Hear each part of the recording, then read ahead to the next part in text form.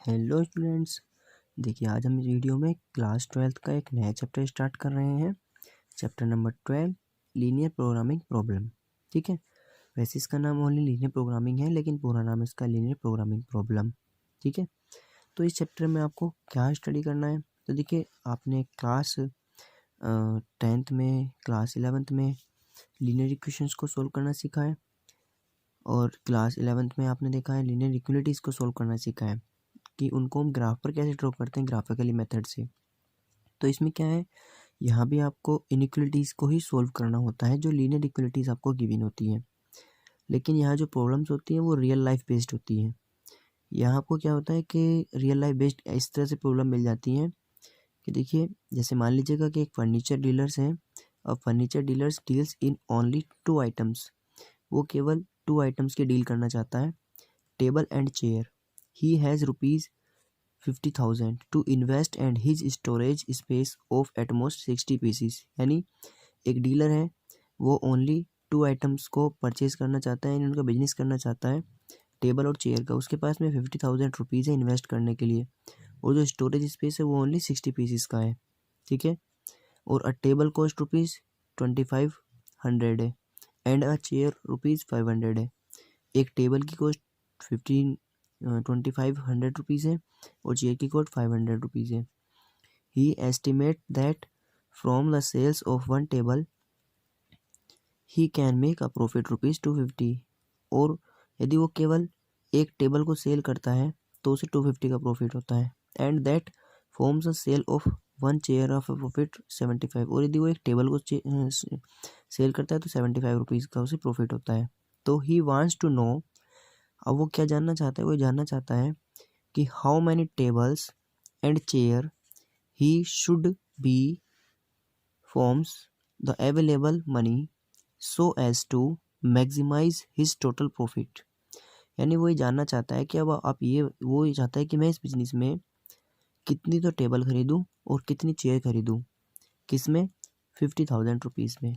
ठीक है, जिससे उसे क्या हो, मैक्सिमम प्रॉफिट हो जाए। ठीक है, या assuming that he can sells the items which he buys। तो अब वो उनको बेचे और उसको मैक्सिमम प्रॉफिट हो जाए।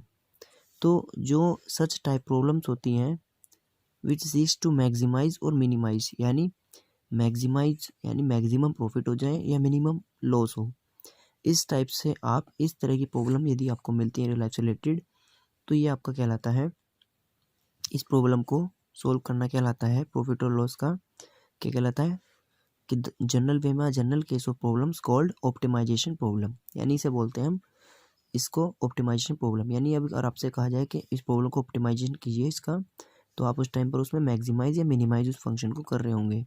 ठीक है, और आप उसमें फाइंड कर रहे होंगे कि आपको ऐसा उसमें कितनी चेयर या टेबल या नंबर्स को फाइंड करना होगा। ठीक है, तो देखिए इसमें क्या होता है कि यहाँ कहा है कि a special but a very important class of optimisation problem is linear programming problem.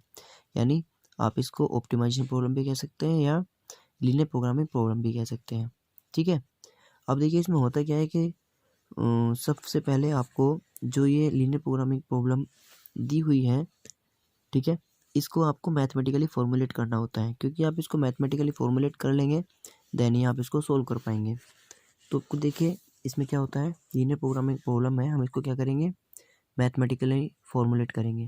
ठीक है, मैथमेटिकल फॉर्मुलेशन होता क्या है कि जो डीलर है, देखो यहाँ the dealer can invest his money in buying tables और चेयर और कॉम्बिनेशन। यानी या तो वो चेयर खरीद सकता है ओनली, या टेबल खरीद सकता है, या वो दोनों को मिला करके खरीद सकता है। ठीक है, therefore further he would earn different profit by following different investment. देखो इसको प्रॉफिट इसके दिखाए हुए हैं कि यदि वो केवल चेयर खरीदेगा तो क्या प्रॉफिट होगा, ओनली वो टेबल खरीदेगा तो क्या प्रॉफिट होगा, या वो ऐसे क्या चेयर और टेबल्स कितनी खरीदें जिससे उसको मैक्सिमम प्रॉफिट हो।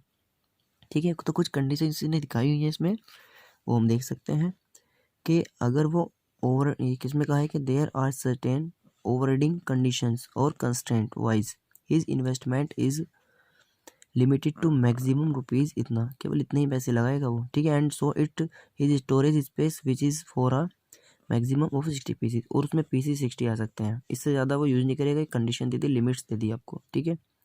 देखो suppose decide to buy tables only, ठीक है, एंड नो चेयर्स, केवल टेबल खरीदी, चेयर नहीं खरीदी, तो शो ही कैन बाय कितनी, इतनी रुपए की आपकी एक चेयर थी, तो इससे डिवाइड किया तो कितनी चेयर खरीद सकता है वो, 20, ठीक है।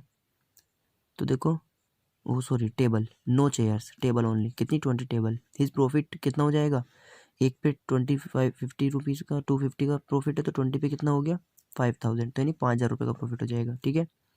और ओनली वो आपकी क्या खरीदे, अब क्या वो टेबल नहीं खरीदना, ओनली चेयर खरीद रहा है, तो 100 चेयर आ जाएंगी।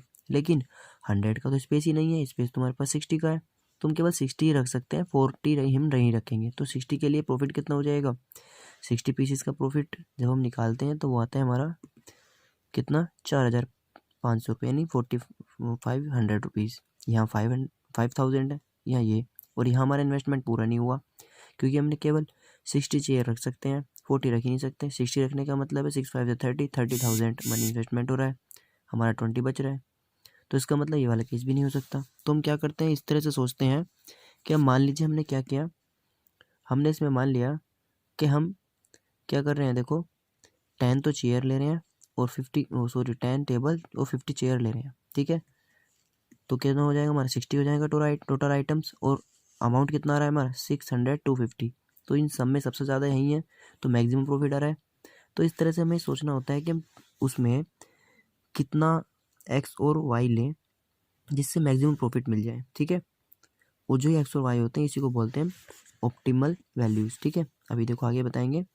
तो फर्स्ट ऑफ ऑल आपको मैथमेटिकली फॉर्मुलेशन करना होता है, ठीक है।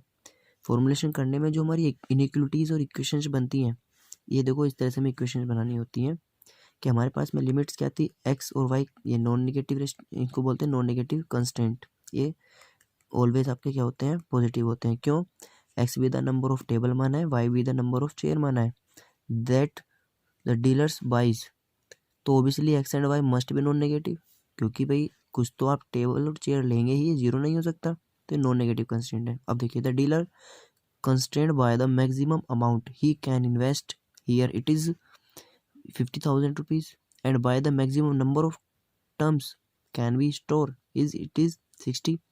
तो देखो स्टेटेड मैथमेटिकली हम इसको क्या कहेंगे, आपने एक्स नंबर ऑफ चेयर लिए हैं, एक चेयर इतने की है, प्लस 500 रुपीज़ इंटू वाई, यानी वाई जो आपकी सॉरी ये टेबल है, ये चेयर है, ठीक है, मल्टीप्लाई किया, तो ये कभी भी आपका क्या नहीं हो सकता, 50,000 से ज़्यादा नहीं हो सकता, क्योंकि आपने 50,000 ही इन्वेस्ट करना है जो आपको खरीदना है, ठीक है। तो लेस देन और इक्वल टू, ठीक, इसको सोल्व करेंगे तो ये बन जाएगा डिवाइड करके। अब देखिए हमारे पास नंबर ऑफ चेयर है, नंबर ऑफ टेबल है, तो एक्स प्लस वाई आपका टोटल कितना हो सकता है, तो 60 या 60 से कम, स्पेस में आप 60 ज़्यादा नहीं रख सकते, तो ये भी लेस देन हो गया, ठीक है। और ये नॉन नेगेटिव है ही। और क्या कर रहे हैं आप इसमें, द डीलर्स क्या चाहता है कि wants to invest in a such a way कि so as to maximum his profit, उसको हमने कह दिया जेड, जेड कह दिया प्रॉफिट को, तुम से किससे डिनोट कर रहे हैं, जेड इज इक्वल टू, देखो एक पे प्रॉफिट था 250 का, तो एक्स पे कितना हो गया 250 एक्स, 75 टेबल उस पर चेयर पे था, तो वाई कितनी है, चेयर वाई है हमारी, तो टोटल जोड़ करके जो है ये कितना हो जाएगा, प्रॉफिट हो जाएगा मैक्सिमम, ठीक है। तो जो ये होता है इसको बोलते हैं ऑब्जेक्टिव फंक्शन, ठीक है। अब देखिए जो हमने ये बनाया ओवरऑल यहाँ लिख दिया है कि मैक्सिमम जेड आया 250 एक्स प्लस ये कंस्टेंट आया, तो ये था, तो इन सबको हमने नाम दिया हुआ है, तो ये कहलाता है हमारा मैक्सिमम जो है ऑब्जेक्टिव कहलाता है, और ये कहलाते हैं हमारे कंस्टेंट, इसमें ये होते हैं हमारे नॉन नेगेटिव कंस्टेंट, ठीक है। और ये प्रॉब्लम कहलाती है लीनियर प्रोग्रामिंग प्रॉब्लम, ठीक है। और इसमें जो ये एक्स और वाई की यहाँ वैल्यू निकलती है इसको बोलते हैं ऑप्टिमल वैल्यू, ठीक है, ऑप्टिमल वैल्यू। अब देखिए एक बार फिर से बता देते हैं सारी चीज़ें। जो ऑब्जेक्टिव फंक्शन होता है इसको हम किससे डिनोट कर रहे हैं, Z is equal to A X plus B Y से, where A B are constant, ठीक है, which has to be maximized और minimized is called a linear objective function. ये मैक्सिमाइज होती है, मिनिमाइज ऑब्जेक्टिव फंक्शन कहते हैं इसे, ठीक है। जो भी क्वेश्चन करा है उस केस में ये आपका ऑब्जेक्टिव फंक्शन है, ठीक। अब देखिए कंस्टेंट क्या होता है, द लीनियर इक्विटीज और इक्वेशंस और रेस्ट्रिक्शंस, यानी जो रेस्ट्रिक्शंस हैं या इक्वेशंस कह दो, रेस्ट्रिक्शन कह दो या इक्विटीज कह दो, ठीक है, on the variable of a linear programming problem are called constraint. The conditions X greater than equal to 0 Y greater than equal to 0 are called non negative restrictions, ठीक है। In above example the set of inequalities, ठीक, वो क्या कहलाएगा, और all constant. और optimization problem क्या है, तो optimization problem a problem which seeks to maximize और minimize a linear functions say of two variable x and y subject to certain constraint as determined by a set of linear equalities is called a optimization problem। ठीक है, अब देखिए जो ये linear problems हमने बना ली, अब हमें देखना है इसका सॉल्यूशन क्या होता है, इनके सॉल्यूशन को देखना है। तो सॉल्यूशन के लिए क्या होता है, एक हमारे पास में होता है ग्राफिकली मेथड, तो यहाँ हमें केवल ग्राफिकली ही पढ़ना है। हम ग्राफिकली मेथड से लीनियर प्रोग्रामिंग प्रॉब्लम को सोल्व करते हैं। देखिए कैसे सोल्व करते हैं, ये हमारा मैथमेटिकली फॉर्मुलेशन है, ठीक, इससे हमें सोल्व कैसे करना है। तो देखो सबसे पहले आप ये समझिए कि इसमें आपको क्या मिलेगा, फिजिबल चॉइस मिलेगी। अब ये होता क्या है, देखिए each point in this region, यानी इनसे एक रीजन बनेगा और उस रीजन में रिप्रेजेंट अ फिजिबल चॉइस, ठीक है, open to the dealers of investing in tables and chair. तो the region therefore is called a feasible region, यानी एक ऐसा रीजन जो उनसे बाउंडेड होगा। यानी देखिए ये कुछ कॉर्नर पॉइंट्स हैं जो आपको मिलेंगे, ठीक, और ये जो पॉइंट है, ये जो रीजन है ब्लू वाला, ये क्या आपका फिजिबल रीजन, और इस रीजन के अंदर का ईच पॉइंट क्या है, इसका एक सॉल्यूशन है, ठीक है, तो वो क्या लगेगा, फिजिबल सॉल्यूशन, ठीक, क्योंकि every point of this region is called a feasible solution to the problem, ठीक है। Thus we have to feasible reason, the common reason determined by all the constraint, यानी जितने हमारे कंस्ट्रेंट थे इन सबको हमने इक्वेशंस में कन्वर्ट किया, कन्वर्ट करने के बाद में इक्वेशंस बनाई।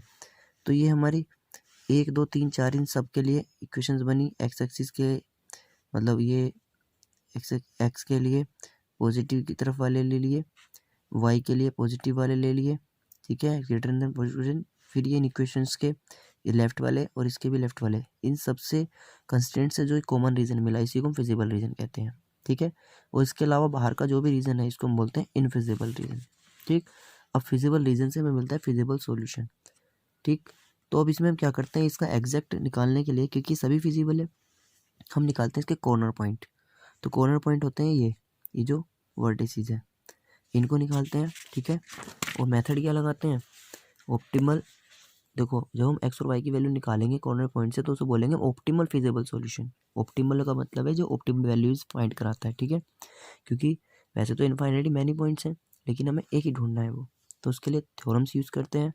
थ्योरम्स क्या यूज़ होती है कि कॉर्नर पॉइंट्स निकालते हैं और उन कॉर्नर पॉइंट्स को हम क्या करते हैं, उस जेड में फिल करते हैं और उसमें वैल्यू चेक करते हैं, ठीक है। वर्टेक्स ऑफ द रीजन, ये आपके मान लीजिएगा वर्टेक्स आए आपके OCBA जो कॉर्नर पॉइंट थे, आपने उस पर जेड निकाला, ये वैल्यूज आई अलग अलग डिफरेंट।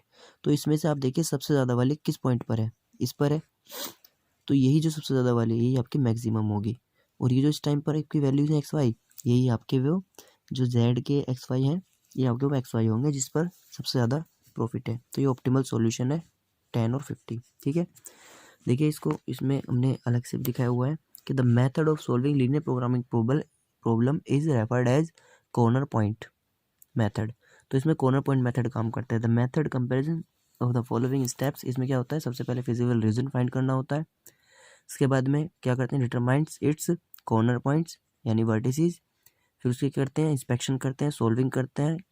देखो अगर आपके पास में कॉर्नर पॉइंट नहीं आ रहा तो सोल्विंग करके टू इक्वेशंस को हम उनका कॉर्नर पॉइंट यानी लाइन का इंटरसेक्टिंग पॉइंट जो हम निकालते हैं वो इसका कॉर्नर पॉइंट होता है। जो उनसे भी दो लाइन इंटरसेक्ट हो रही है उनका इंटरसेक्शन पॉइंट निकाल लीजिए, वो इसका कॉर्नर पॉइंट है, ठीक है।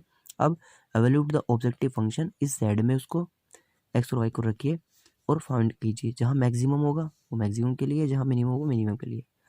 तो ये बाउंडेड रीजन में हम इस तरह से फाइंड कर लेते हैं, ठीक है। अब in the case of unbounded region, तो अनबाउंडेड रीजन वाला इस बार आपको कोई क्वेश्चन करना नहीं है, ठीक है, ये आएगा नहीं। अब देखिए कुछ एग्जाम्पल देख लेते हैं। देखिए जो 12.1 है इसमें आपके ओनली मैथमेटिकल फॉर्मेशन ऑलरेडी बना हुआ है, आपको सोल्व करना है बस, ठीक है। तो सोल्विंग देखते हैं। और जो सेकंड एक्सरसाइज है उसमें हम पहले प्रॉब्लम्स कन्वर्ट करेंगे देन फर्स्ट की तरह सोल्व करेंगे। तो पहले सोल्विंग सीखते हैं। Solve the following linear programming problem graphically. क्या है, maximise z equals to 4x plus y subject to the constraint x plus 5 lesser than 50, 3x plus y lesser than 90, और ये दिया हुआ है। तो हमें सबसे पहले इनको इक्वेशंस में कन्वर्ट करना है और इनकी इक्वेशन ड्रॉ करनी है। तो देखिए यहाँ देखिए, जब कन्वर्ट किया होगा तो इस तरह से आपको एक रीज़न मिलेगा। अब ये मिला कैसे है, आप वो ऑलरेडी देखिए थोड़ा सा बता देते हैं। ये देखिए, जब आप इसको करेंगे तो इसको आप ऐसे लेट कर लीजिएगा कि x plus y equal to 50 है, और आप इसके लिए क्या करेंगे, x और y की वैल्यूज़ फाइंड करेंगे। ठीक है, तो एक बार x की जगह 0 रखिए तो y 50, एक बार y की जगह 0 तो x 50, आपको पॉइंट मिलेगा 0 50। ठीक है, और y की जगह 0 x 50 50 0, इन दो पॉइंट्स को हम निकाल सकते हैं, 0 50 और ये देखिए 50 0, दो पॉइंट्स ये जो मिले तो इनको मैंने मिलाया तो ये हमें एक लाइन मिल गई। ऐसे ही हम सेकंड वाले के लिए जब दो पॉइंट निकालेंगे तो एक लाइन ये मिलेगी। ठीक है, जब ये दो लाइनें मिलेंगी तो हम क्या करेंगे, इन दोनों लाइन में सेटिस्फाइड करके देखेंगे। सपोज कीजिए हमने 0 0 लिया और 0 0 दोनों लाइन पे चेक करते हैं, इस पर चेक करते हैं 0 0 रखेंगे तो लेस देन आएगा, तो यानी 50 के जो लेफ्ट वाले हैं वो सारे पॉइंट लेने हैं, यानी इस लाइन के लेफ्ट वाले सारे पॉइंट लेने हैं।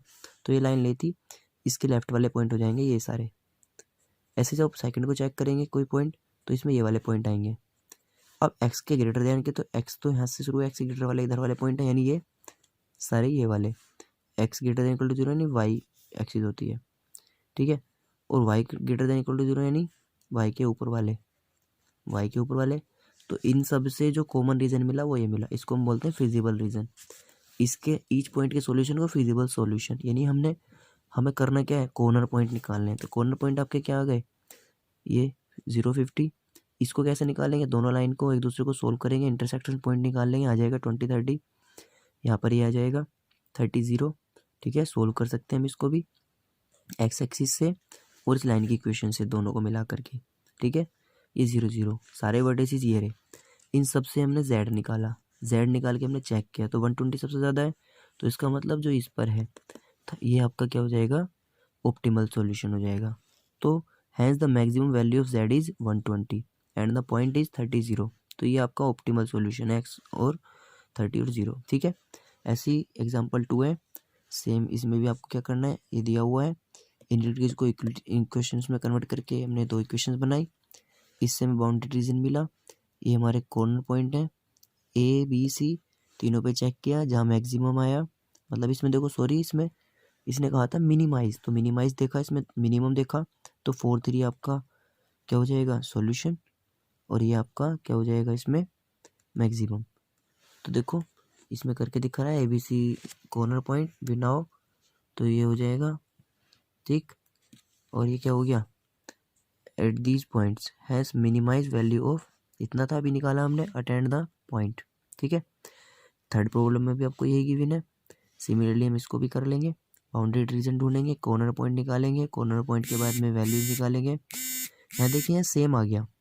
ठीक, जब सेम आ जाए तो हमें क्या करना चाहिए, क्योंकि अब तो यहाँ पर 50-50 है और यहाँ 0-20 है, तो आप ये वाला लें या लें, कौन सा लें।